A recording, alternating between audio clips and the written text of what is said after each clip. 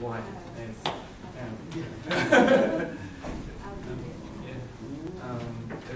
Rebecca and David, please proceed.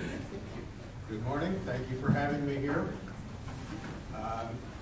My colleague Rebecca and I worked on this keynote presentation together. She is electing to sit and watch what's going on a little bit. She may want to, if I annoy her with my presentation enough, she may come up to help correct me. And I hope she will be available for questions and so on. But at minimum, you have to stand up and let people acknowledge you as my co-author and co-presenter. When I first started in this business in 1968, that was the era of data processing. So all we were concerned about with the computer profession was manipulating data. Adding numbers, printing out reports, very, very simple kinds of things for very well understood problems. In the 70s, before I decided to go back to school and get an advanced degree, we were in the era of information systems, management information systems specifically. So our concern had switched from simply doing data to try and provide information. So information is the right data in the right form, at the right time, to the correct person. So it changed the nature of the problem. Instead of just doing things that computers know very well what to do and how to do it, we were now concerned with how can we use computers to support something that's a little bit more uniquely human, information and information kinds of processing. I went back to school in the late 80s. I took a degree in computer science and one in cultural anthropology. And the era then was just starting to be the era of knowledge and knowledge management, and an offshoot or a corollary of that was artificial intelligence. So this was the era where we were pretty sure that we could figure out how human beings actually think, and that we could write computer programs that did a similar kind of thing. People like Alan Newell actually announced to his classes one time, it's either Newell or Simon, I forget which, I think it was Newell that did the announcement. He basically came in January and told his classes that over Christmas break he and Herb Simon had invented a real thinking machine, something that replicated human intelligence. The problem is that they had managed to replicate professorial intelligence, which is a long, long, long way from being human intelligence. Professors think in a very small and limited way, it turns out, especially compared to your average 2-year-old. But that was the era, like I said, of knowledge management, and that has been the concern to date. Knowledge is like information before it. It is a combination of things. So knowledge is information that is coupled with experience and insight in order to become something more new. We still maybe have not solved the problems of knowledge and knowledge management and its capture, but that's one of the things that we want to address in this presentation today. We're making an assertion that knowledge does provide strategic advantage to an organization. There's a lot of information, or a lot of data, a lot of studies, a lot of investigations into the truth of the statement. There have been trends in business to talk about the need for learning companies. There have been the literature in knowledge management specifically, which is starting to recognize that, gee, our employees actually know something. They have something inside of their heads that would be valuable for the organization. And that when we lose them, we lose that asset.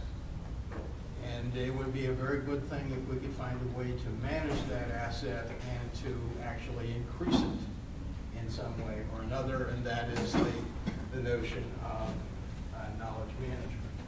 And this is a continuous kind of a process. You want to create new knowledge, You want to bring that knowledge to bear on the entire organization. You want to use that knowledge for innovative and effective things. And then you want to continue creating knowledge. So we have this kind of four-pot process. And it goes back all the way to data. So the era of data processing, we were very concerned with facts, values, discrete little things. Information, we wanted to amalgamate these things, put them together, present them, manipulate them in different ways. And then we moved to information, and the first thing that we discover is, gee, there's really two different kinds of information, or two different kinds of knowledge, excuse me.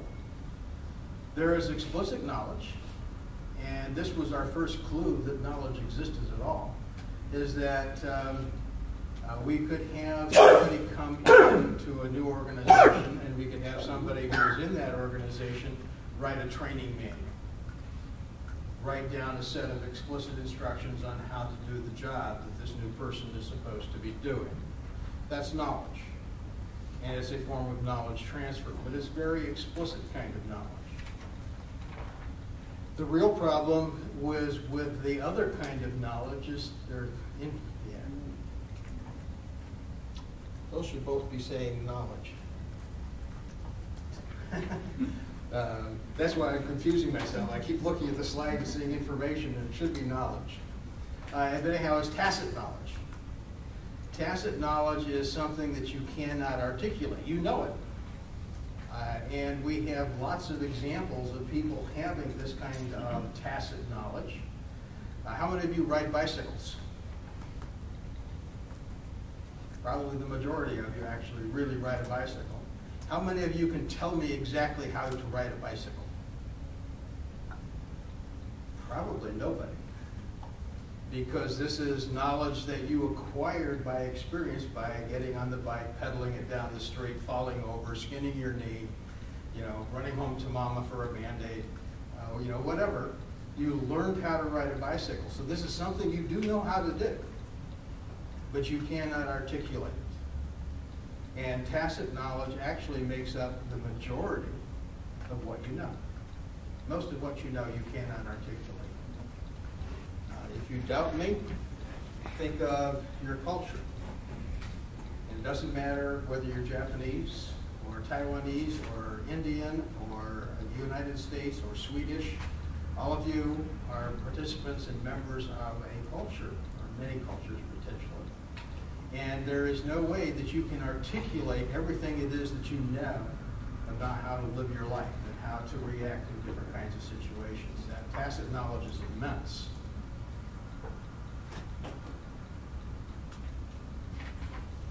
So we need to figure out how to deal with this and how to take advantage of all of this tacit knowledge if we are going to manage this as an asset. So we can go back and we can start to think, well, where does knowledge come from? How do I acquire knowledge as an individual? And then we can talk about how do I communicate that knowledge to other people. But it begins when you are an infant and you are trying to figure out what the heck is going on. All of a sudden you find yourself in this kind of cold and dry environment, and there's all these strange blurs and colors around you and sounds and things of this sort, and you haven't a clue what all or any of this stuff means. Your brain is a very exquisite organ that knows how to learn. And so it's busily sitting here trying to make connections and trying to see patterns in what it is that you are seeing around you and rewiring itself as a form of knowledge, hardwired kind of knowledge, and growing and learning. And you try to make sense of things. As you get older, you're doing the same kind of thing. You're trying to make sense of whether that girl down the street really likes you or doesn't like you. You're trying to make sense of what it is that your boss really wants you to do today. You're trying to make sense of, why do I exist? Is there a God? What is the fundamental force of nature? Are neutrinos really real? Can they exceed the speed of light? And if they can, what does that mean? Does it mean that Einstein is wrong? You're constantly doing this kind of thing to try and figure out and trying to build this kind of knowledge.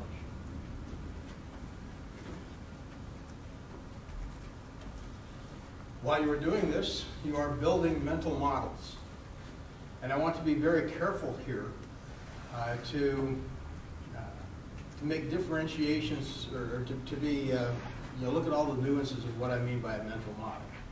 I do not mean that you have a literal kind of visual representation projected on the back of your eyeball about what the world looks like and how it does. But you have this kind of mental model or this theory of how the world works. And it's consistent. And it's remarkably like the delusions of a schizophrenic, who also has this very concrete world, and they have a theory of how it all works. And you're doing the exact same thing. This model can take the form of actual images or icons or words or metaphors, but you have this kind of mental model that you are working from. These models also provide the kinds of connections and explanations that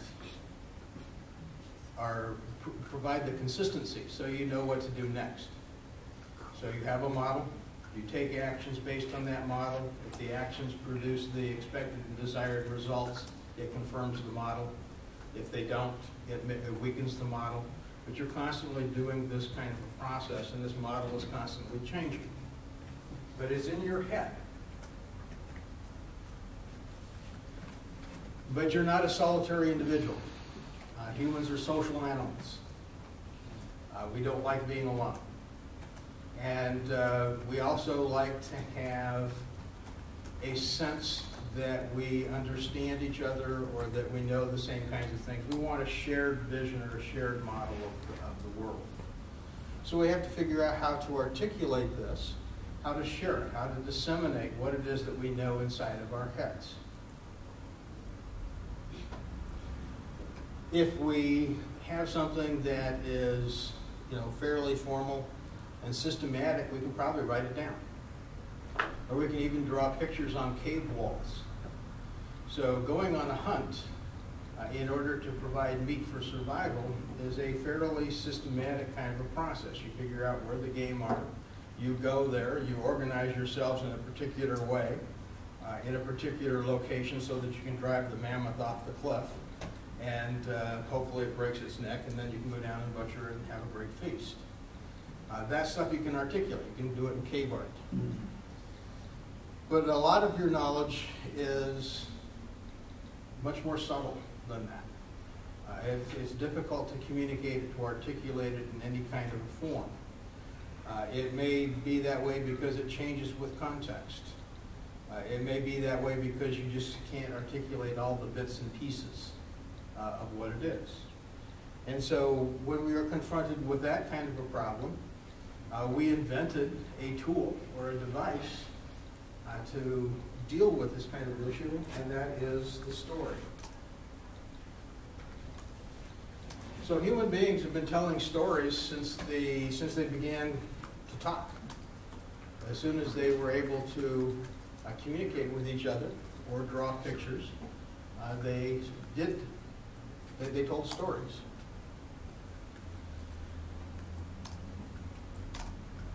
We told a bunch of different kinds of stories. We would tell stories about how the world came into existence. A lot of times we call these myths today. But we would tell, the origin story, where the world came from, what was the first thing that caused the world to come into existence.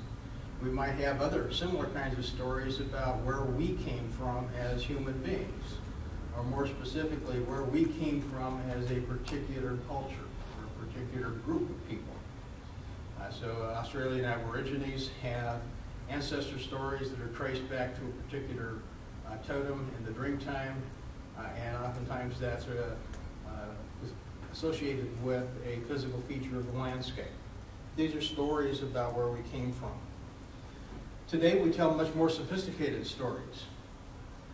We sit and tell stories about nuclear fission We tell stories about neutrinos, as I mentioned earlier. We tell stories about how human beings should interact with each other. We actually even tell stories about how to tell good stories. Very sophisticated knowledge, but the form hasn't changed specifically. So the understanding of stories is essential. If we look even at technical disciplines like computer science, software engineering, software development, business, one of the fundamental tools that has been employed from the beginning is a story, an attempt to write a more formal or structured form of a story, but they're still stories. In our profession, we call them use cases, we call them user stories, we call them scenarios, but they are stories. They are stories about things in a situation, interacting, generating some kind of a result.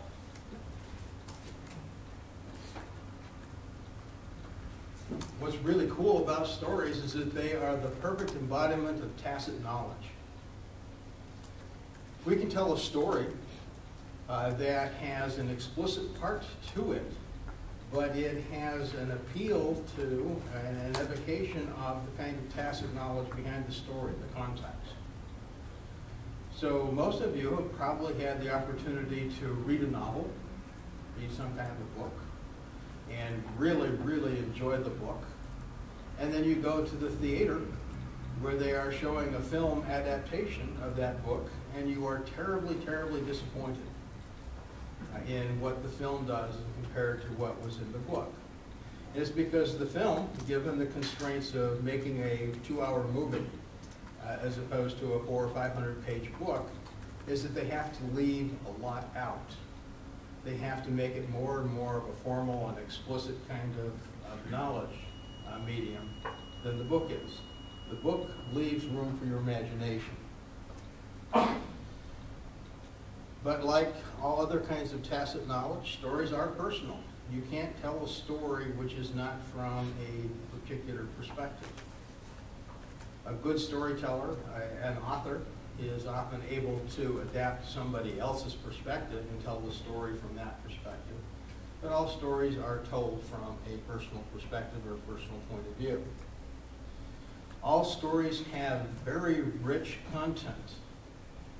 And this means two things. One is it gives you lots of little hooks, lots of little connection points to figure out the knowledge behind the story or the knowledge that's incorporated in the story.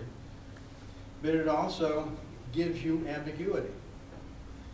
All of these different points create the opportunity for you as a reader of the story or a listener to the story to project into and to take advantage of that ambiguity to shape the story to best suit your own needs and purposes. And stories are inclusive of answers. All stories have some sense of telling you something about what, why, when, where, and how. There was an American TV series, probably 10 years ago now at least, called Seinfeld. And it prided itself on being a sitcom or a television show about nothing. So each episode was a story involving a certain cast of characters encountering some kind of a situation and resolution of the conflict. So despite what they said about it being a show about nothing, it was really a show about why people should interact this way, what kinds of things do we not approve of in this society, in the American society of the show.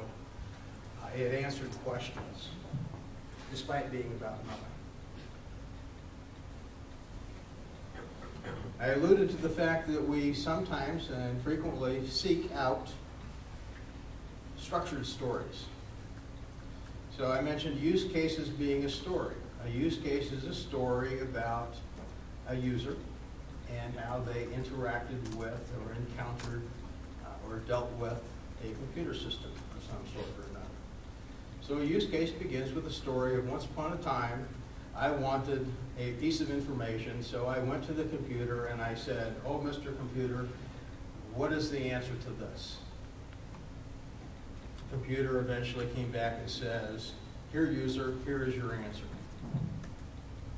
The use case then goes inside of the computer and tries to imagine or tries to articulate the dialogue that is going on inside of the computer among the various components or the various actors that are operating inside that device. It's a conversation now instead of a dialogue. But it is, again, still a story. It is people asking questions, sending messages, receiving answers back, ultimately with the objective of producing the desired result. Manuals, programs, formula, these are all examples of attempts to formalize a story. So E equals MC squared is probably the most famous story in the world, at least in the sciences, and it is a story. There's a huge narrative behind that simple equation. And you don't really understand the equation or the significance of the equation until you know what that story is. In this community, the audience here today are engaged in storytelling as well, and we are trying to do a formal kind of storytelling, and we're calling it a pattern. So the assertion is that a story is, in fact, a pattern. And how can we tell this? Patterns are a means of communicating tacit knowledge. So we have, as authors of patterns, we have looked at the world around us, or we have looked at a particular segment of the world around us, and we have made observations, and we have developed this kind of tacit knowledge about what it is that we have seen.